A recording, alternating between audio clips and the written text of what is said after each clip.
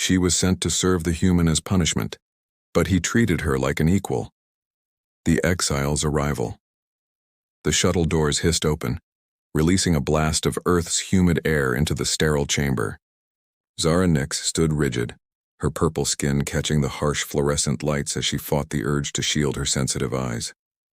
On Myriad, she had commanded thousands, her name spoken with reverence and fear. Now she was nothing, worse than nothing. A servant. Prisoner Zara Nix, former fleet commander of the 3rd Myriadian Armada. You are hereby sentenced to serve the human Elian Reed for a period of 1 Earth cycle, as restitution for your actions against the Treaty of Proxima. The enforcement officer's voice was flat, devoid of the respect she had once commanded. This is beneath me, Zara hissed, her translator device converting her natural clicks and whistles to human English. I served with honor. I fought for our survival. The officer's 4-fingered hand gripped her shoulder. You disobeyed direct orders. You pursued human vessels after the ceasefire. Be grateful the Council chose exile over execution. Zara's silver eyes narrowed as she scanned the landing facility. Earth's gravity pulled at her limbs, making each step feel like a struggle through deep water. How could humans live like this, weighed down and smothered by their own atmosphere? Dr. Reed, your servant has arrived, announced a human official, a woman with tight lips and distrustful eyes. The human who stepped forward wasn't what Zara expected. No military uniform or insignia of authority. Instead, Dr. Elian Reed wore simple clothes, faded pants and a loose shirt with sleeves pushed up to reveal forearms covered in ink markings. His dark hair fell carelessly over one eye and he pushed it back with a distracted gesture. Thank you, Administrator Chen. I'll take it from here.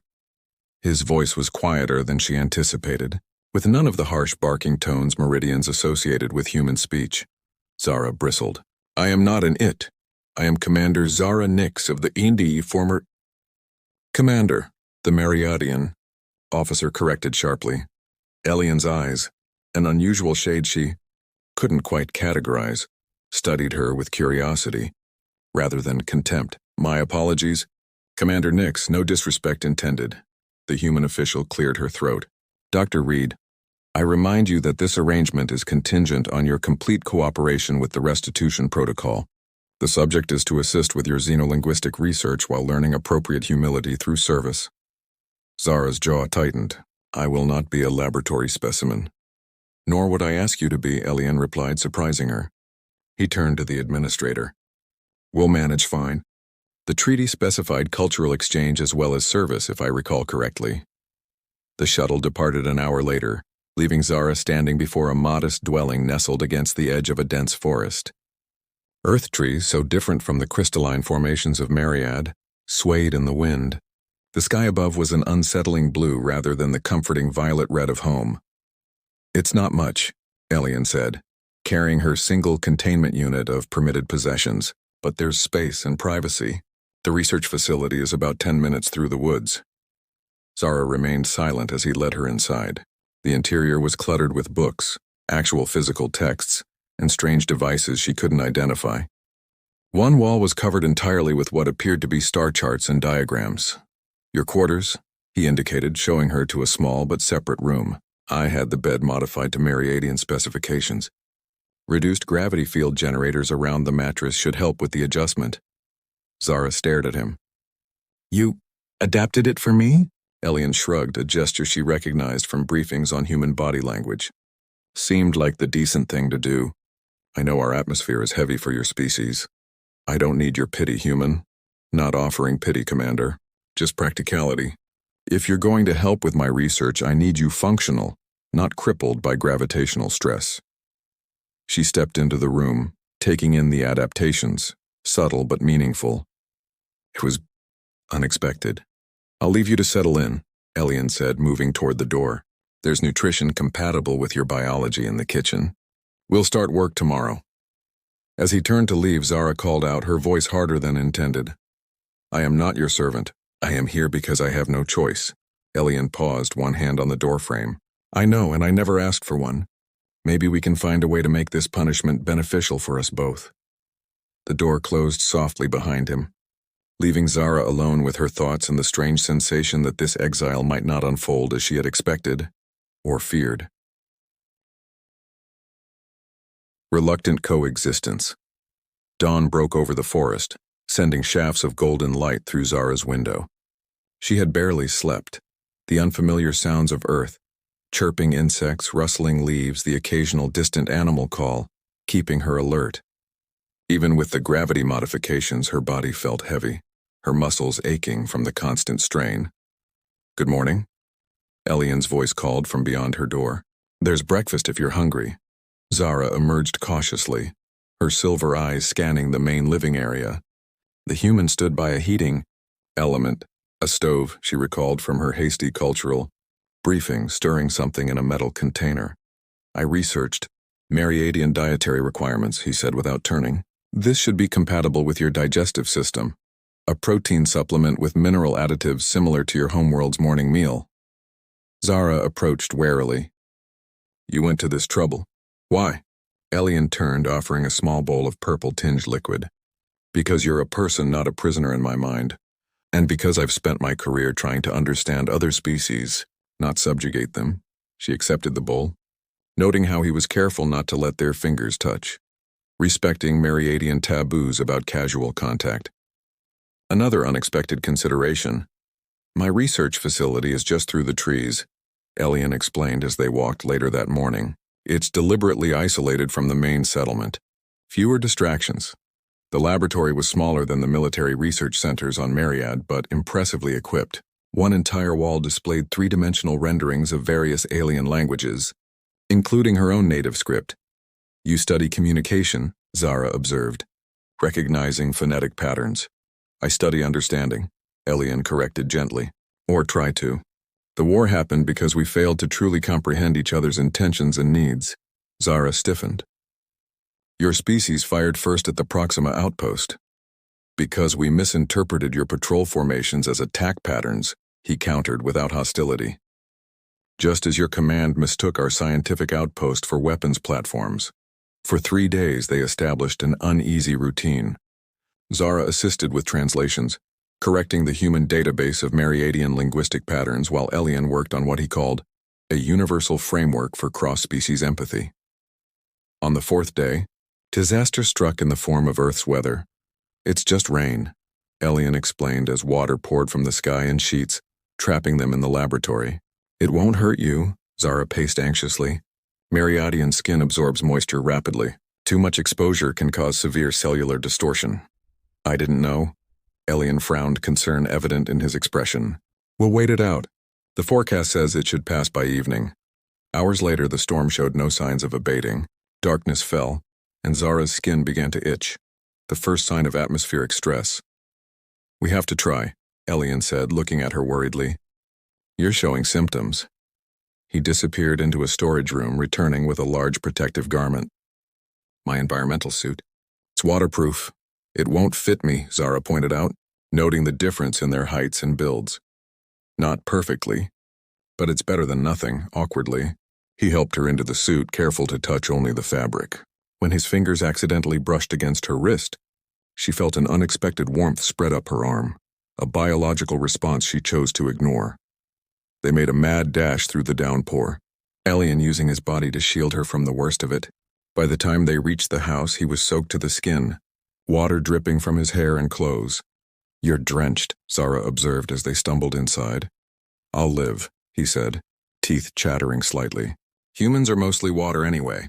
How are you feeling? Functional. Your protection was adequate.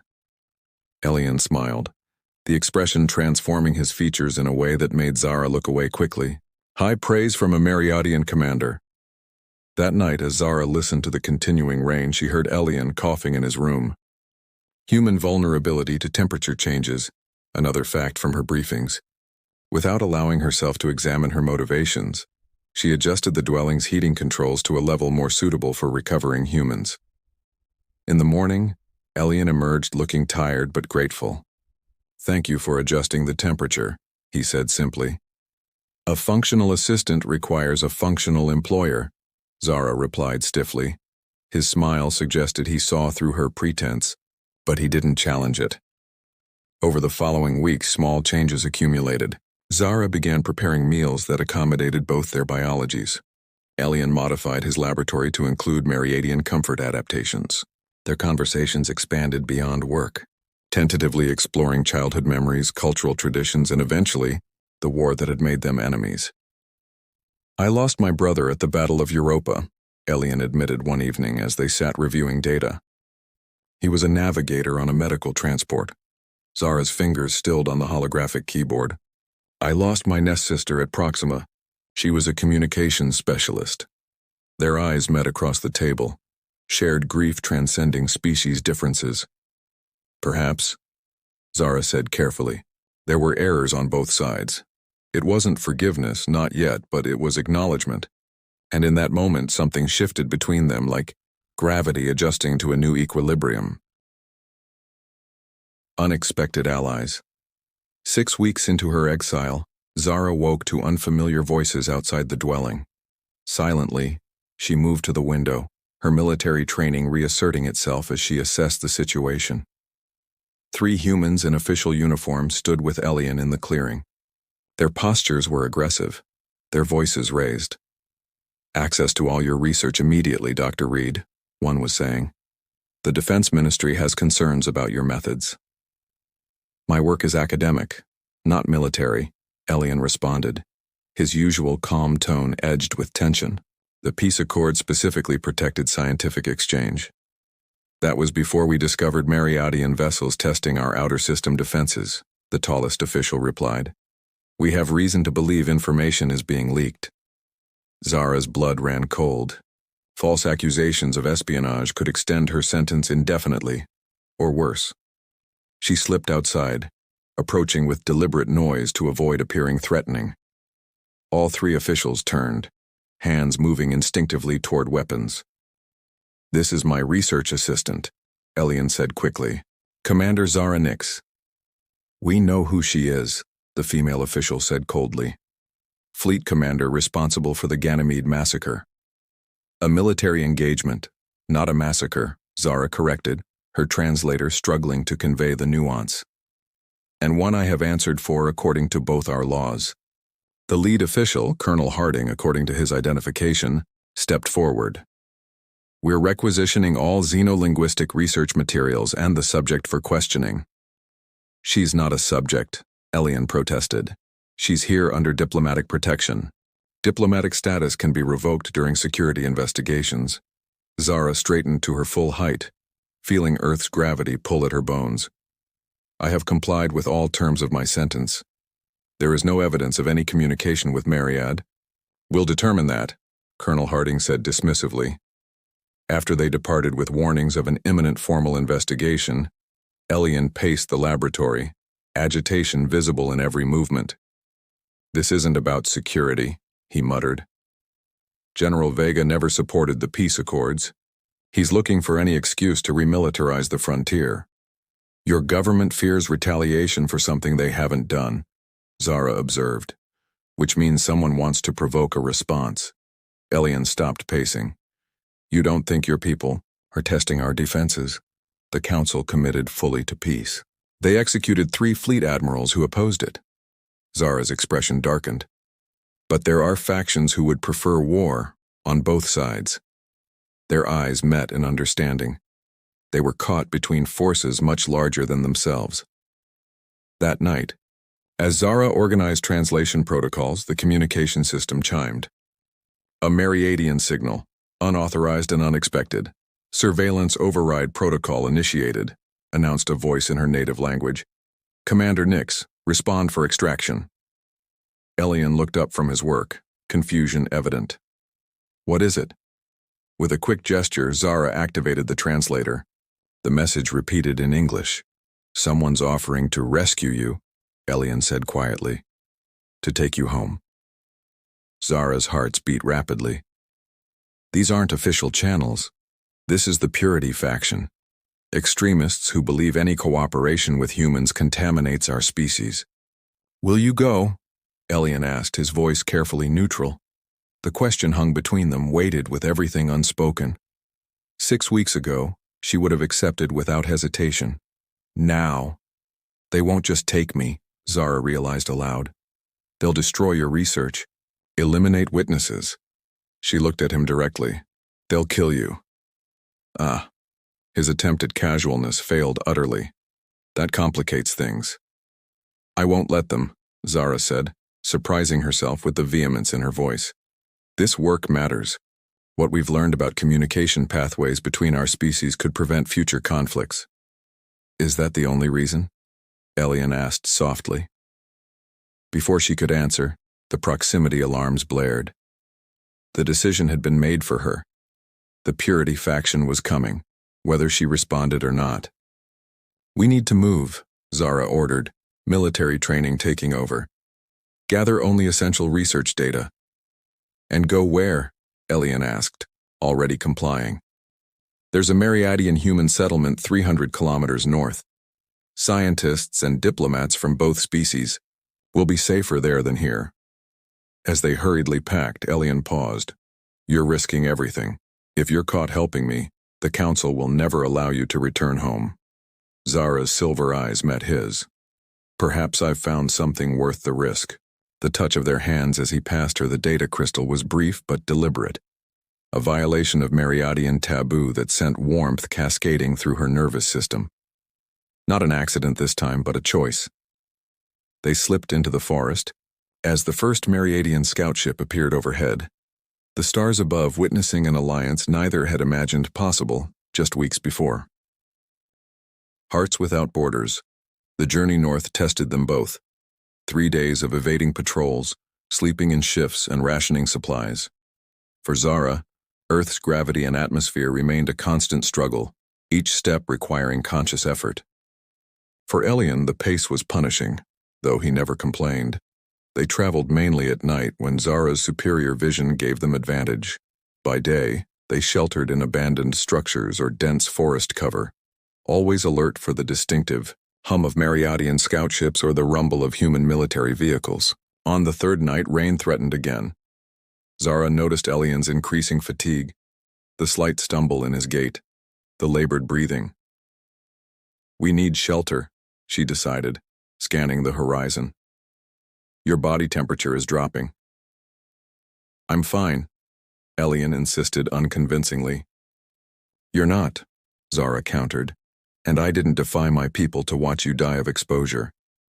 They found an old research outpost abandoned during the war, dusty equipment still in place, emergency power systems functional enough to provide heat. Rest, Zara ordered, securing the perimeter. I'll take first watch. Elian sank gratefully onto a bench, exhaustion evident. We're still 2 days out from the settlement. The Purity faction won't give up easily. Nor will your Colonel Harding, Zara added grimly. They sat in silence as rain drummed against the metal roof. Finally, Elian spoke. Why did you choose to help me? The truth, Zara. She considered deflection but found herself unwilling to hide behind pretense any longer. Because you saw me as a person when everyone else saw a prisoner. Because you asked questions instead of making assumptions. Her voice softened. Because you treated me like an equal. Is that all? He asked quietly. Zara's silver eyes reflected the dim emergency lighting. No. The distance between them disappeared. His hand, 5 fingers to her 4, reached out hesitantly.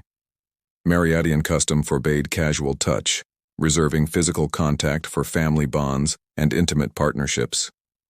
She bridged the final gap, her purple fingers entwining with his. On Mariad, this would be considered a declaration, she murmured. What kind of declaration? Elian asked, his pulse visibly quickening at his throat. Of intent, of connection beyond duty or alliance. His free hand moved to her face, hovering just shy of contact. And if I told you I've been wanting to make that declaration since the day you adjusted the temperature controls when I was sick? The touch of his fingers against her cheek sent cascades of sensation through her neural pathways. Mariadian skin was more sensitive than human. Every point of contact a symphony of information and emotion. I would say, Zara whispered, leaning into his touch, that we are both guilty of the same transgression. Their lips met, an exploration of differences and similarities. His skin warm and yielding compared to her cooler, firmer texture. His scent so distinctly human yet no longer foreign. The taste of him, strange and wonderful. When they separated, Elian's eyes were wide with wonder. That was, biochemically, inadvisable, Zara finished with uncharacteristic humor. Worth any biological consequences, he corrected, pulling her closer. The storm outside faded to background noise as they discovered each other, two beings from worlds light years apart finding impossible connection. His hands traced the patterns on her skin where human tattoos would be. Her fingers mapped the contours of his face as if memorizing constellations. Morning found them tangled together, vulnerable in ways neither had anticipated. As sunlight filtered through dusty windows, reality reasserted itself. We should move soon, Zara said reluctantly. Elian nodded, though his arms tightened briefly around her. What happens when we reach the settlement? I don't know, she admitted. This is unprecedented. A Mariadian exile and a human scientist, both defying their governments. Both choosing understanding over division, he added. They gathered, their supplies in comfortable silence, new awareness humming between them. As they prepared to leave, Elian suddenly stilled. Listen, he whispered. In the distance, the distinctive whine of Mariadian engines, and closer, the rumble of human vehicles. They're converging, Zara realized with horror. If they meet, it could spark another conflict, Elian finished. Especially if they're both looking for us. Decision crystallized in Zara's mind. We need to separate. I'll lead the Mariadian patrol east. You continue north to the settlement with the research. No. Elian's refusal was instant. We stay together. Your work needs to survive, Zara insisted. The translation matrices, the communication protocols, they could prevent another war. Not without you, Elian countered. You're not just my research partner, Zara. You're proof that connection is possible. Their argument was cut short by voices outside. Human military closing in. Too late to separate, Zara whispered. Elian's hand found hers. Then we faced them together. The door burst open. Colonel Harding entered first, flanked by armed soldiers. His eyes narrowed at the sight of their joined hands. Dr. Reed, step away from the alien, he ordered. Elian didn't move. She has a name, Colonel, and she's under my protection. Your protection? Harding laughed coldly. You're both under arrest for espionage and treaty violations. Before Zara could respond, new voices joined the confrontation, the clicking, whistling sounds of Mariadian speech. 3 members of the Purity faction pushed into the small building, weapons ready. Traitor, the lead enforcer hissed at Zara in their native tongue. Contaminated by human touch. The standoff was complete. 2 species, both convinced of the other's treachery, weapons aimed and tensions high. In that moment of exquisite danger, Elian did something extraordinary. He stepped forward, between the weapons, and spoke in halting but recognizable Mariadian. We seek understanding, not conflict, he said, using linguistic patterns Zara had taught him. We bring knowledge, not threat. The Mariadian enforcers faltered, shocked at hearing their language from human lips. Zara moved to stand beside him, switching to English. What you see before you is not contamination, but evolution, not betrayal, but progress. Their hands found each other again, a visual declaration impossible to misinterpret. You dishonor yourself, the Mariadian enforcer snarled. And you, Dr. Reed, betray your species, Colonel Harding added with equal disgust. No, Elian said firmly. We honor the true spirit of the peace accords. Understanding between different minds, different bodies, different worlds. The research, Zara added, indicating the data crystals, proves communication is possible without conquest, connection without dominance. For a moment, the outcome hung in balance, violence or reason, hatred or hope. Then a new voice spoke from the doorway. Stand down, Colonel Harding. An older human woman entered, followed by a senior Mariadian diplomat Zara recognized from council broadcasts. Ambassador Chen, Elian breathed in relief. High Counselor Traz, Zara acknowledged, inclining her head to the Mariadian. We've been monitoring your progress, Ambassador Chen explained. When both your governments issued capture orders, we intervened. The settlement has requested diplomatic protection for you both, Counselor Traz added. Your research, and your evident bond, are of great interest to those of us working toward genuine peace. Colonel Harding sputtered protests. The Purity faction enforcers clicked threats. But in the face of official diplomatic representation from both species, their authority crumbled. As they journeyed north under official protection, Zara and Elian realized their personal connection had become something much larger, a symbol, a possibility, a future neither had imagined. What happens now? Elian asked that night as they sat beneath unfamiliar stars. Zara's fingers traced patterns on his palm. We continue what we started, not as punishment, not as duty, but as choice, he finished, pulling her close. Above them, the stars of two systems, Sol and Myriad, shone in a single sky, distant but part of the same universe, different yet connected, separate yet one. The choice. The joint settlement of New Harmony lived up to its ambitious name. Nestled in a valley surrounded by Earth's evergreen forests, the community of 200 humans and 80 meridians had created something unprecedented. A functioning society where both species not only coexisted but collaborated. Myriadian architecture, angular and crystalline, stood alongside human designs. The settlement's center featured a communal space with atmospheric controls that shifted between Earth and Myriadian norms throughout the day, allowing both species comfort in turns. For 6 months, Zara and Elian found sanctuary there. Their research expanded, supported by resources from moderate factions on both worlds. Their relationship deepened, becoming both personal joy and public statement. They watch us, Zara observed one evening as they walked through the settlement gardens, plants from both worlds growing in careful harmony. The way we move together, the way we speak.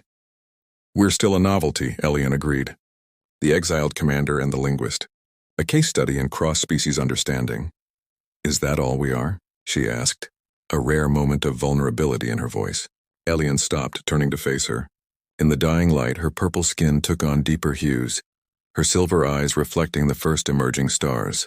We're pioneers, he said softly. But more importantly, we're just us, Zara and Elian.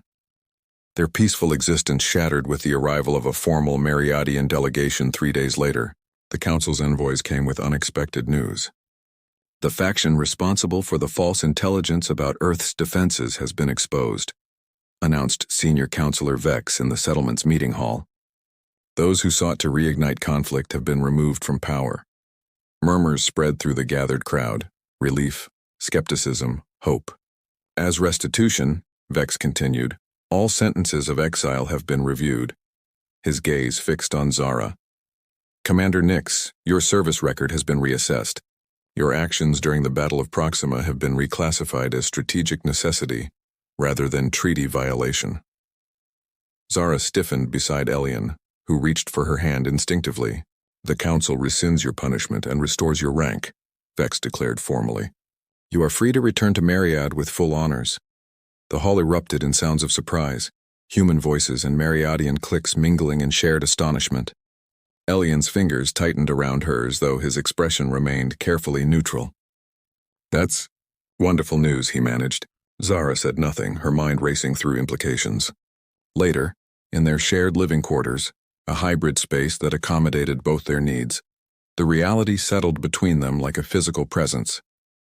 You could go home, Elian said, breaking the long silence. Resume your life, your career. Is that what you think I want? Zara asked. I think, he said carefully, that you never chose to come here. That exile was forced upon you. That despite everything that's happened between us, Myriad is still your home. Zara moved to the window, looking up at the night sky where, invisible to the naked eye, her homeworld orbited a distant star. When I first arrived on Earth, all I wanted was to return, she acknowledged. To feel Myriad's lighter gravity, to see its violet skies, to hear my own language without translation devices. Elian nodded, pain evident despite his attempt to hide it. But now, Zara turned to face him. Now I find myself torn between worlds, between what was and what could be. I would never ask you to stay if returning is what you truly want, Elian said, his voice rough with emotion. What if I don't know what I want? She asked honestly. He crossed the room to her, his movements deliberate. Then take time to decide. The council has given you a choice you never had before. The following days passed in strained normalcy. They continued their research, their public interactions, their private intimacies, but the unresolved question hung between them. A week before the Mariadian vessel was scheduled to depart, Ambassador Chen sought Elian out in his laboratory. The Settlement Council has a proposal, she said without preamble. We want to establish a formal cultural exchange institute. You and Commander Nix would serve as joint directors. Elian looked up from his work. That's generous. It's self-interest, Chen corrected pragmatically. Your work has advanced interspecies communication more in 6 months than diplomatic channels achieved in 3 years. And your personal relationship provides a framework for possibilities few had considered. Have you spoken to Zara about this? We wanted your response first. Elian sighed. My response depends on hers. I won't influence her decision about returning to Myriad. That night he shared the proposal with Zara, careful to present it as information, not pressure. A permanent position, she mused. Official recognition. It would mean staying on Earth, Elian acknowledged, though perhaps with more frequent travel opportunities to Myriad than current protocols allow. Zara was silent for a long moment. When I was first assigned to you, I considered it the greatest humiliation possible. To serve a human, to be exiled from everything I knew. And now? Elian asked softly. Now I understand it wasn't punishment at all. It was illumination. Her 4-fingered hand reached for his 5-fingered one. I was blind to possibilities, trapped in old thinking. You didn't just refuse to treat me as a servant. You showed me a different way of seeing. Does that mean you'll stay? Hope crept into his voice despite his efforts. It means, Zara said deliberately, that I choose us, not out of obligation, not because I have no other options, but because what we've built together matters more than rank or homeworld. She moved closer, eliminating the space between them. The Settlement Council is right about one thing. We are a framework for possibility. And I want to see what's possible, Elian. With you. Their embrace sealed a choice not just between worlds, but for a new one they would continue building together. The day the Mariadian vessel departed, Zara stood on the observation platform, watching her last direct connection to home disappear into Earth's blue sky. Elian's arm circled her waist, solid and reassuring. Regrets? He asked quietly. Zara turned to him, silver eyes bright with certainty. No. When I arrived here, I was a prisoner serving a sentence. Now I stay as an equal, making my own path. Equal partners, Elian agreed, kissing her lightly. In research, in life, in everything. As they walked back toward their shared future, Zara realized that true freedom had come not when her sentence was lifted, but when she discovered that belonging could transcend worlds.